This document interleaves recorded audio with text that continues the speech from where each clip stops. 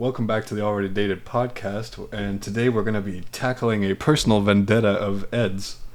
And we're going to see if this gets physical, or if we are indeed going to take it digital.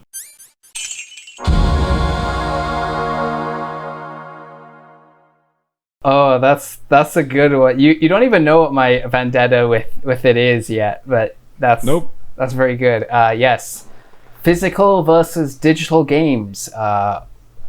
Which way do you prefer to own them is the topic of this one.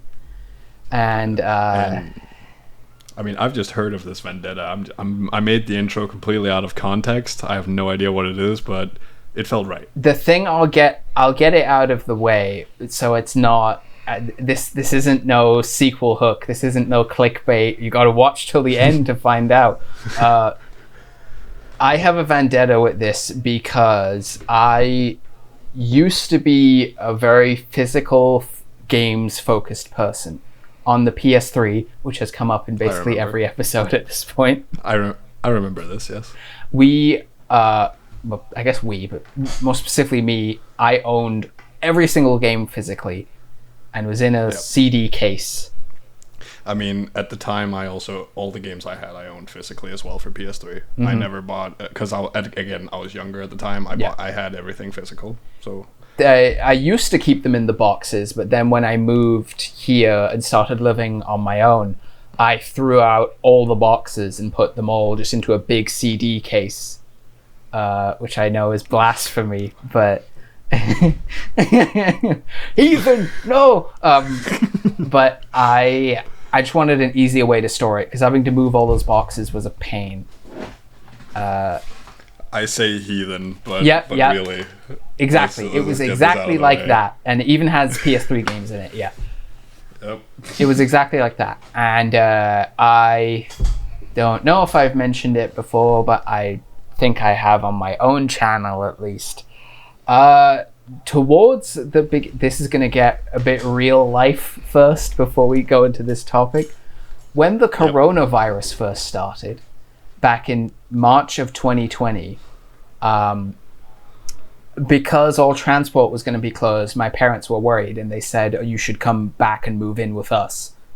So I did. And it was a temporary move, not a permanent one. So I've heard this story. Yeah.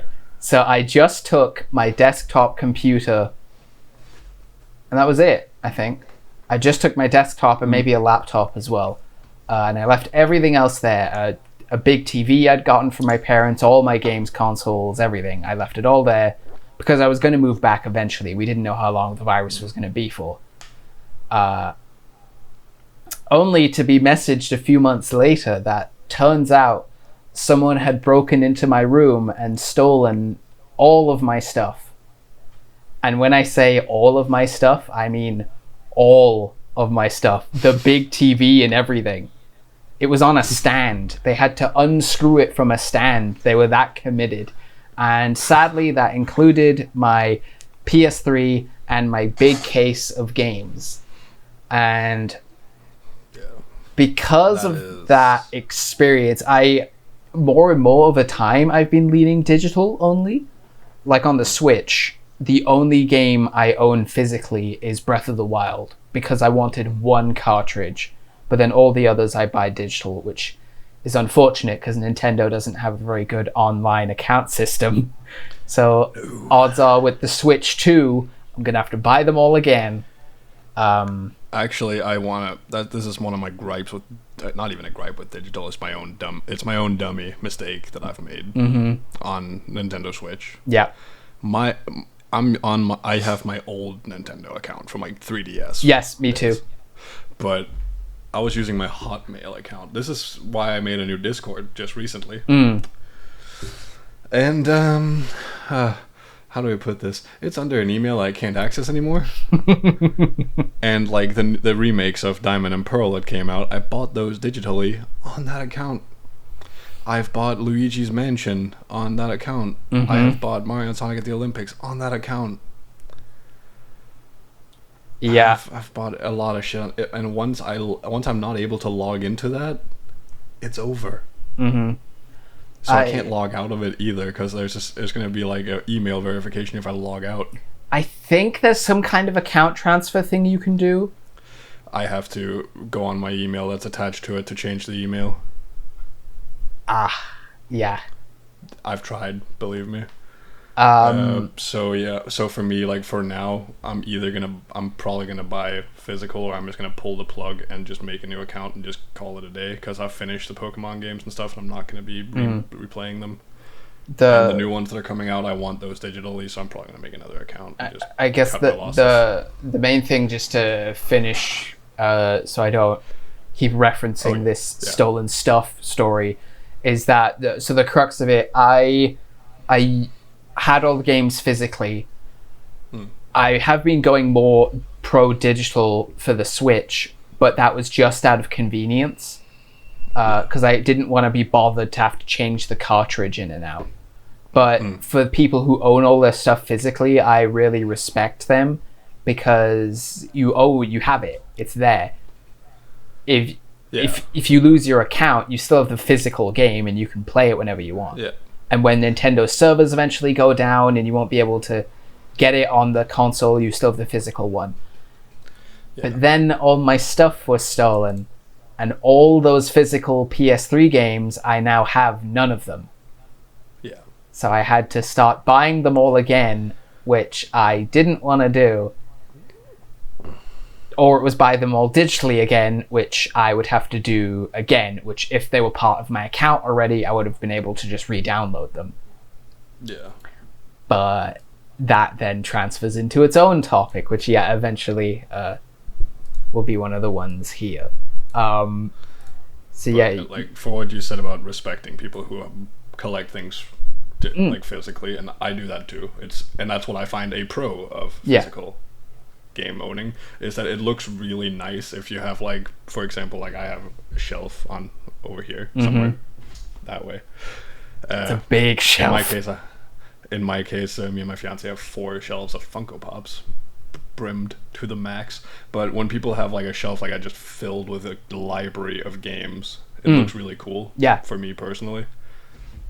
And you can do a lot of cool setups on the shelf with games and stuff. Like you can have if you've bought a special edition of a physical game and you get like a statue, like I bought games where you got a statue and you have that on a shelf with some physical games and stuff like that.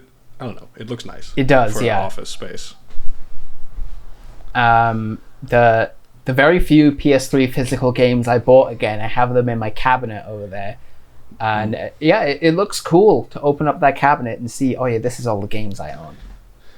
And you can like go through and be like, oh yeah, I remember playing this. I remember playing this. It's a little different than for the Switch though, because it's a portable, and then you'd have to swap out the cartridge.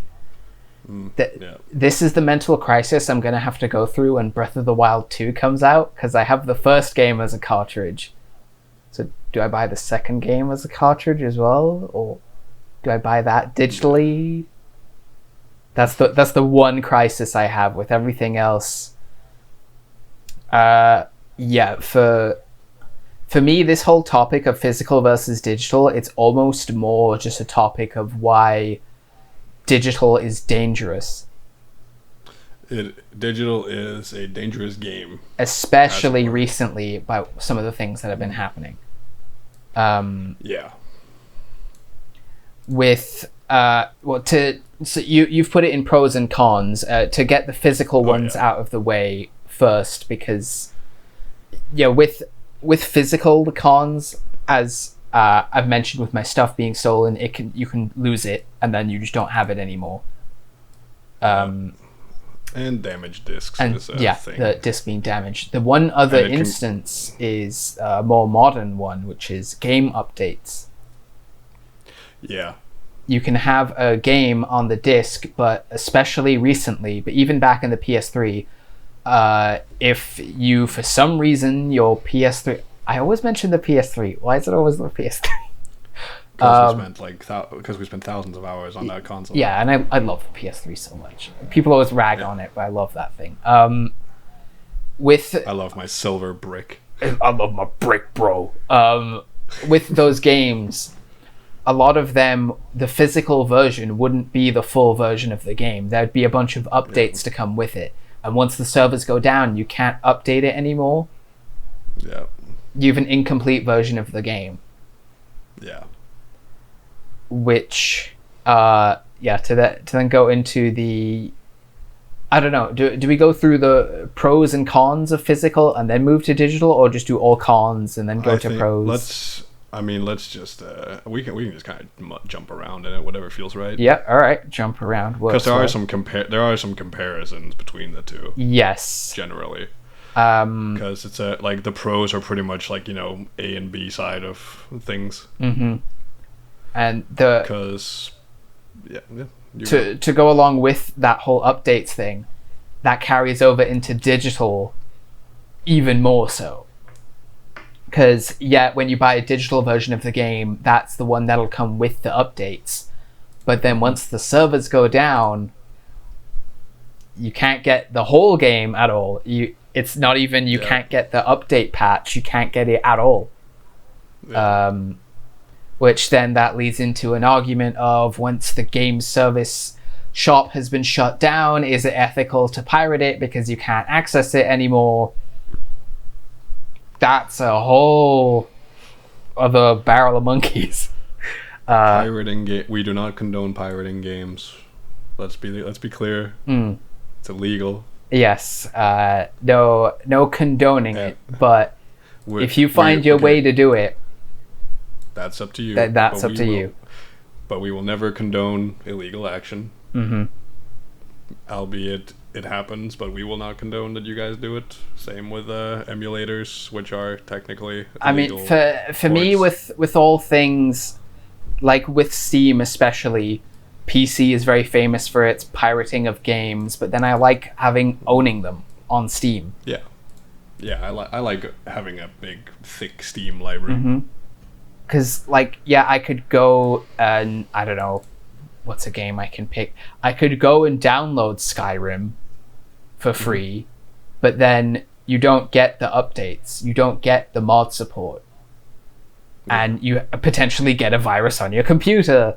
And it's just cool to actually own it. And then because Steam's account system is so good, you own that forever, wherever, with cloud saves. You can open it on your laptop and it'll be the same save and everything. Yeah.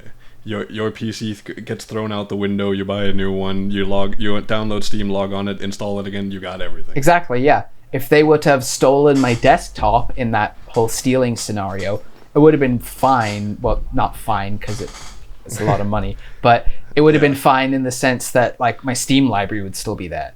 I could just access Steam on my laptop and then, hey, there's all my games again. They're all there. And there is hallelujah for cloud saves. Yes, exactly. And I can't praise cloud save enough. Mm-hmm. The whole system in general, especially for Steam's cloud saves. I feel like Steam is just the best platform. It's kind of scary how good Steam's cloud saves are. It'll load it sometimes when I don't even remember it could have loaded it. I had that once I had a Fallout save on my desktop. Then I went to go play it on my laptop and it loaded it immediately. Whoa, wait, this is my save. It was so good I didn't expect it. But also the kind of the reason why digital is on the up and up is because physical media is kind of decreasing in general. Yeah. Stores that sell physical games kind of decrease. Mm-hmm. Like the big conglomerate, electronics stores and stuff, they have their thing. There's not a lot of gamer stores anymore. No, the only ones left are used game stores. Yeah. Which, for example, GameStop for my case, doesn't exist in Scandinavia anymore. It was shut down across all of Scandinavia. The one here in the UK used to be Game. That doesn't exist anymore, I don't think. Yeah. But also it's for digital, you can purchase a game you want literally anytime. You don't have to worry if it's in stock. And the reason why companies have preferred digital is because they get more money from it. Because they don't have to. Because a store doesn't get to take a cut from the sale of it. Much like a cinema taking a cut for a movie, yeah, the game stores would take a Yeah. cut from the game. because the developer is basically renting a spot in the store for them to display their game Yeah. and sell it. It's same with a movie theater. The publisher of the movie are renting a slot at a cinema. And it's much preferable for companies because they get the full revenue amount, and in the case of not on Steam, they don't have to refund it. Because if you buy a game physically, you can just go back to the place you bought it and go take it back, or go to a used game store. When you buy a digital, there ain't no refund policy, buddy. There technically is for PlayStation and Xbox, but they make it so convoluted that you can basically not. Actually, Steam has a refund, but you have to be real quick about it if you don't like it. But hey, it's a full refund. Steam's refund system. This is just a why Steam is great podcast. I bought a game on Steam and I was like, yeah, it's not for me. And then I was like, you know what? Go and click the refund button. I had the money back in like 2 days. I've done that at least 10 times. Steam's refund system is so good. I think it's within 72 hours. 2 hours of playtime, a week of owning it. Okay, yeah. Because for me, I think it was like 5 days after buying a game. I played like an hour of it, and then I was like, nah, not for me. And then I was like, hey, take it back. All right. The one game I specifically remember it with was The Surge, the sci-fi Dark Souls. Because I saw people making videos on it that was saying, like, it's actually a lot better than it looks. And I was like, okay, I'll give it a try. And then I played it for 10 minutes. I was like, I hate how this feels to play. So I refunded. Yeah. I also wrote down a thing here, and this, call it a pro or a con, we will call it a con somewhat. The option to join streaming services and playing more games that way. Yes. I wrote in little brackets here just to point it out. We have a differing opinion on streaming services, but nevertheless, go back and listen to episode 7 if you want to hear about. Yes, all about game streaming services like Game Pass and PlayStation Plus. It is a pro, even though I'm not that big of a fan of it. Yeah, more options are good, but it is a pro. More options are nice. It's a plus for the digital side of exactly the discussion. There and are cons to it. There's no analog. There's no physical analog to that. No, because you'd have to rent out each game individually. Even like Blockbuster in games, it's not the same. Mm-hmm. The one pro for physical games that is somewhat true for digital, it's just a lot more hassle, is the very first one you put, just sharing it with other people. Yes, because like in our case, in the PS3 days, if one of us wanted to try a game that the other had, you could just be like, hey, if you take the copy, because you still have a save on your PS3, so when you get your game back, you just keep going. I think I may have done exactly that with Uncharted for you or something. I definitely gave you a physical game that you wanted to try. I borrowed Uncharted, and I was a good friend. I gave it back to you after like 2 days, and then I went out and bought it myself. Because fuck somebody that I lent Red Dead 1 to. Oh, I never got it back. And they moved out of the fucking country. It wasn't me, was it? No, not you. Because I'm pretty sure I've owned 3 different versions of Red Dead on the PS3. I had Red Dead 1, which we played a lot together. Yes. And you had moved away at this point. We weren't obviously playing it anymore. Yeah. And then I lent it to someone. Names will be omitted. Because don't want to put anyone on blast that I don't talk to anymore. No reason to. But they borrowed it. I kind of forgot about it for like a little while because I wasn't playing the game anyways. Then I remembered it, and then people moved to Belgium. So good luck me. Yeah. I never bought it. I never rebought Red Dead 1. Red Dead 1 is one of the only games when I got all my PS3 games stolen. It's one of the only ones I've rebought. I think like Red Dead 1 was a really, really good game story-wise. The online, be as simple as it may be, we spent a lot of time. Funnily enough, the PS3 version is garbage.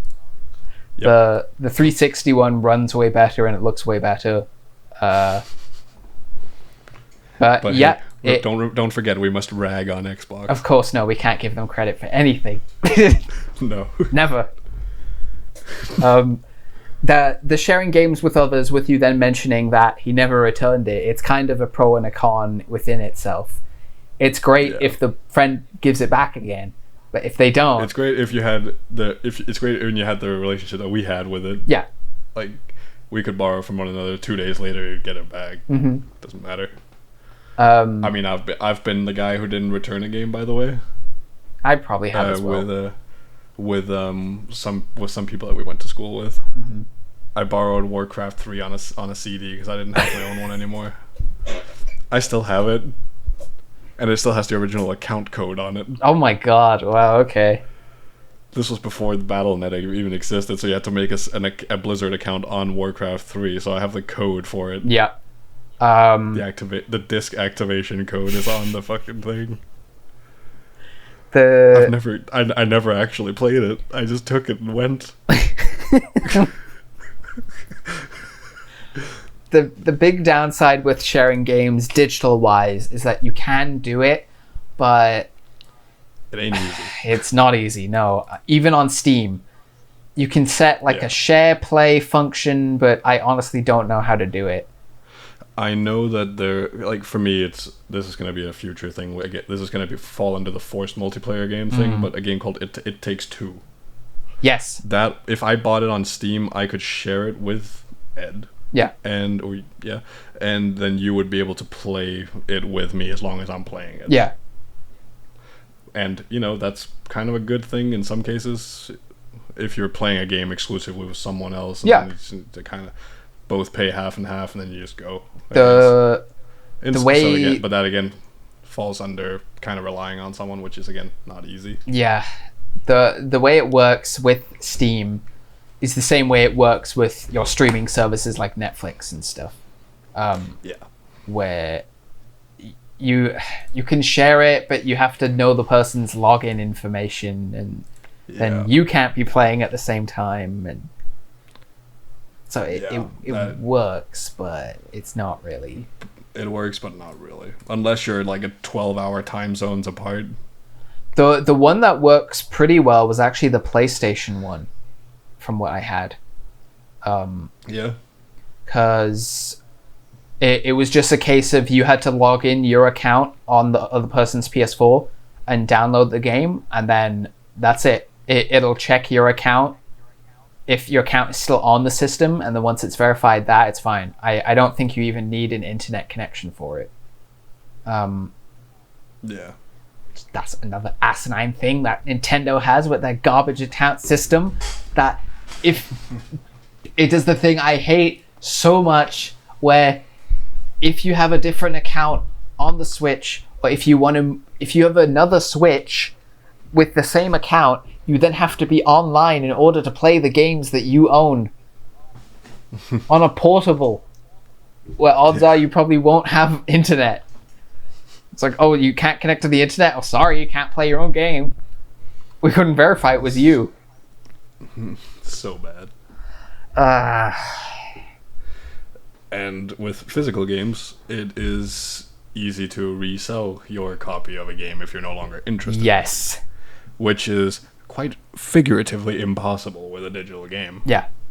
Unless you sell your account with all games on it. Which that's a concept I don't even want to try and hypothetical. That is. I tried to hypothetical the value of my OG Battle.net account. Really? Within World of Warcraft, Diablo 3, Overwatch, Hearthstone. My Hearthstone collection is worth thousands of dollars. My World of Warcraft account is worth thousands of dollars. Would you ever give it away? No. No. Not in a heartbeat. World of Warcraft, because I lost my account long ago. My first one, and then I got back in like 08, 09. So even then, my Battle.net account has almost 14 years of gameplay history on it. I ain't never given that away. I can't put a monetary value on the amount of time I've spent on it. Yeah.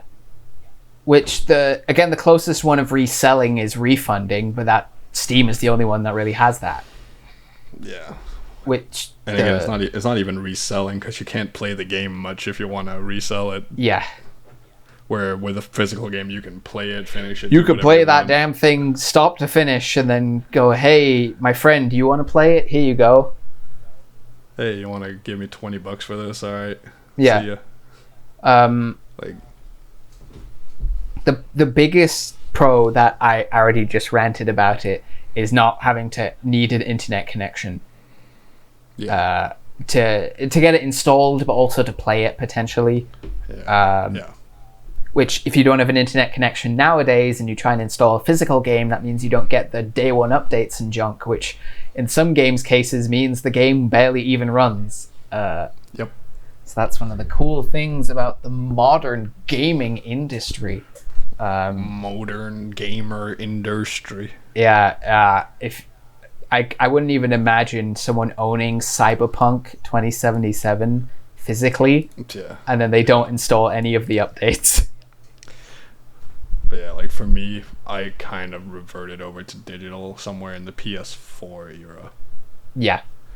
Because I have, like, I got the physical Second Son, like Infamous Second Son. I got all that.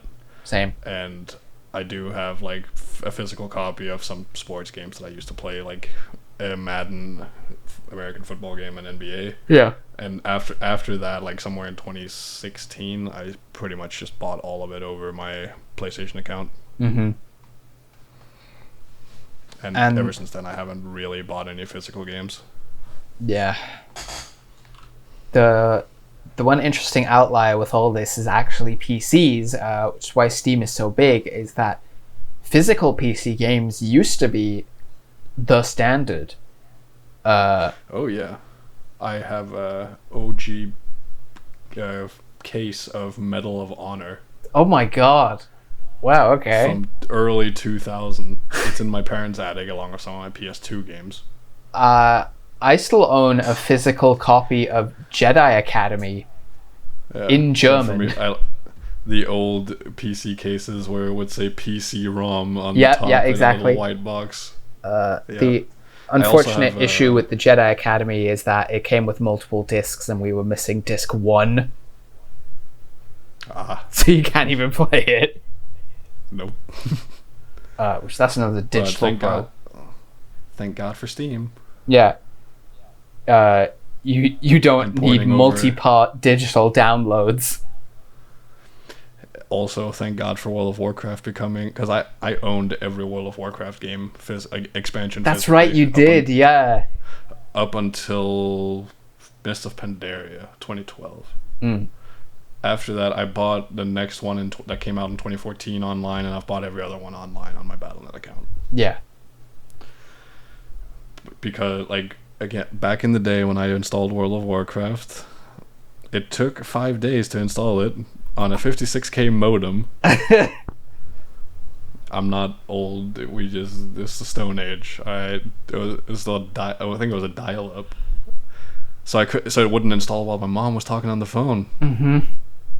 And there were 5 discs. Especially when we lived in Shanghai, at least our internet was awful. It was like 1 megabit. Whoa. It's like now the standard is 100. It was 1. I don't even, like, the standard where I live now is like 300. Oh my god. Me and my fiance have a 1K 1K. 1K, okay. 1K, okay, yeah. 1 TB, 1 TB, 1 TB, 1 TB. 1 TB, 1 TB. 1 gig, 1 gig. Yeah. I don't know how my brother played any strategy games back then. It was a case of if I tried to watch any YouTube video, it would auto default to 144p, and even that would be too much. He'd go, get off the YouTube! You're making me lag and horn.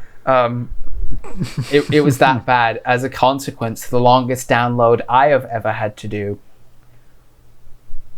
was for Metal Gear Solid 4's Online, which is such a random pick The download took 7 days. I remember bad internet connection when I lived in Dalian before moving to Shanghai. Mm-hmm. Our internet there, I swear to God, it must have been like 500 KB. 500 KB. We used Views at the time for The download, pirating. Yep. And we would frequently download like TV shows and stuff like Yep. in full and just have them on there and then We do and not we would condone burn piracy. them on disc.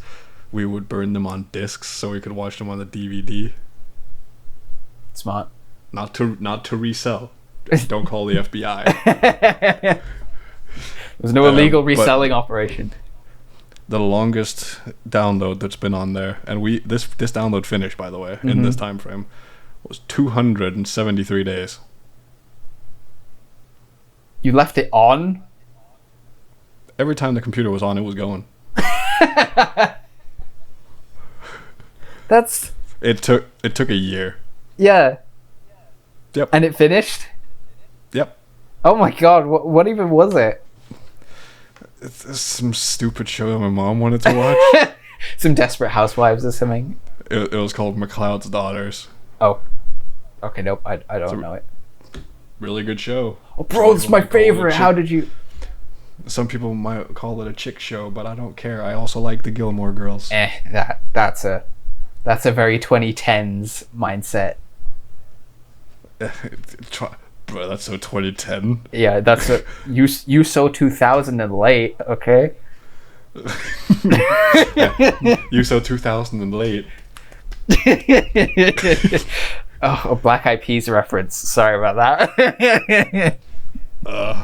You so 2000 and late. But nevertheless, TV Yeah. shows aside, yes, long ass download, took a year. We actually made it out. Which, yeah, that is another thing where physical is pro to digital. If you're living in a place that has really bad or even no internet, you just can't play You them. can still, you can still play game Yeah. with physicals. Or if you were to download the digital game, or if you were to have like GOG, where you don't need to have the internet connection. I mean, Steam, you don't need to either. You just go into offline mode. But that's if you ever manage to get internet in the first place to download the game. Hallelujah.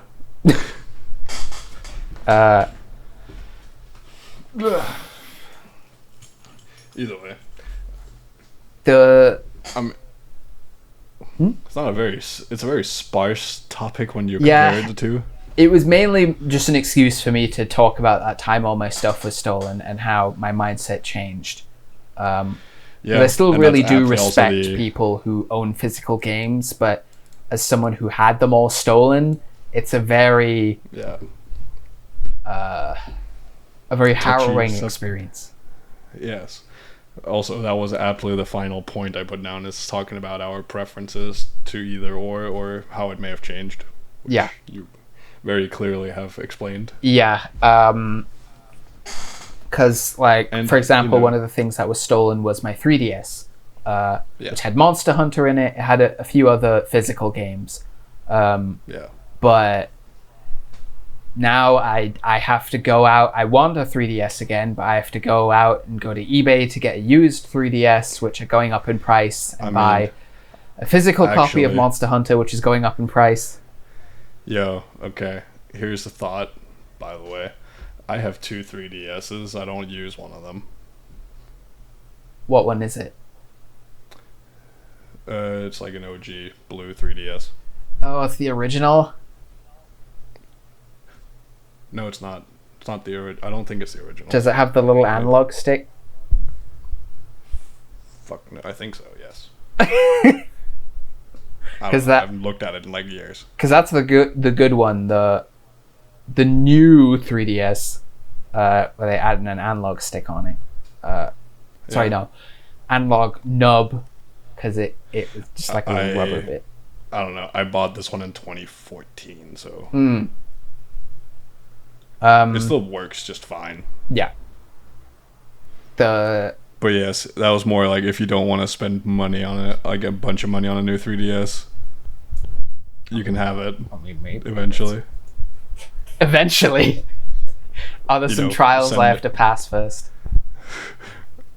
I just have to figure out to send it. Then I would send it to you. Oh, okay, yeah.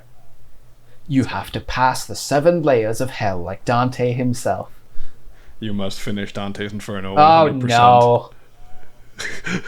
It's not even worth it. It's not worth it at that point.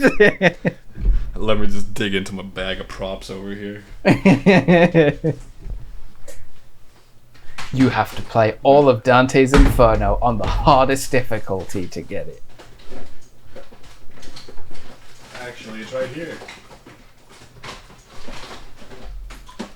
Oh, it is right there. I think that's an original. It's the nub.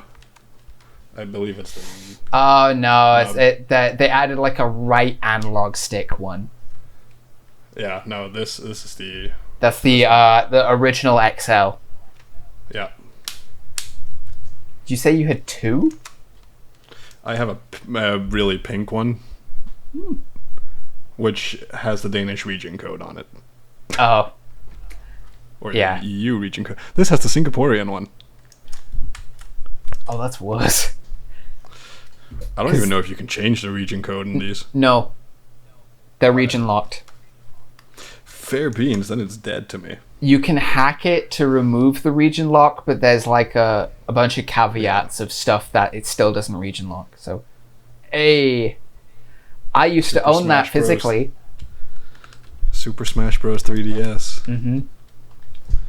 Yeah. I mean, unless there's any other, like, what are your closing points between if your thoughts have changed on digital or physical? Or... I preferred having physical games. I like the way it looked back in the day. Having all of them, and I still do enjoy it. I just can't. I just don't warrant it for myself, really. And I can't really be bothered going out and trying to find a certain game, and I don't like to order off of eBay and stuff to get a used thing, whatever.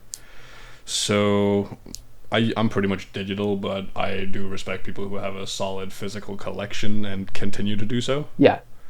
And I know that there are companies that sell you like either used or newer versions of like PS2s and games and all this stuff, which I think that's cool as shit. That you can like go to a company that specifies in like selling PS2s and PS1s and stuff and old like Super Nintendos. I think that is cool as hell. Yeah. And have I thought about buying something from there? Yes. But it's in the US and the shipping is awful. Yeah. I've been screwed over by UPS one too many times. The most I've been screwed over is that, ironically, Ireland to UK shipping,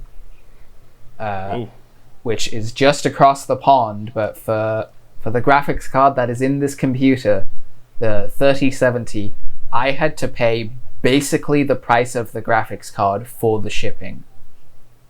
It was asinine because they passed a law. The shipping cost has to be really high, and it was too late for me to say, sorry, I can't pay the shipping cost. Yeah, But it looks like this will be one of the shorter episodes. As the hammer falls. Yeah. You know, sometimes you win on the time, sometimes you lose. And I mean, it's not, as the saying goes, it's not about how long it is, it's about what, you know. Quality over quantity. That's it. Words are hard. Quality over quantity. Yeah. Exactly. Yes. And the quality, well, that's up to you guys. The quality, it might be ass, but who knows? Well, I guess, yeah, thank you very much for anyone who watched. Well, what are your opinions on physical versus digital games? Do you prefer having physical? Do you own any physical games yourself? Do you have a mass collection of physical games, or are you completely against physical, or are you completely against digital? Yeah, are you against Do you have physical? a hard stance? That would be an interesting stance. Do you have a hard stance on either one? Yeah. Very interested to hear any and all stances. Yes. And we will... Hard or soft? Hard or soft, yeah. We will see you in the next one. Yeah, bye guys. Bye.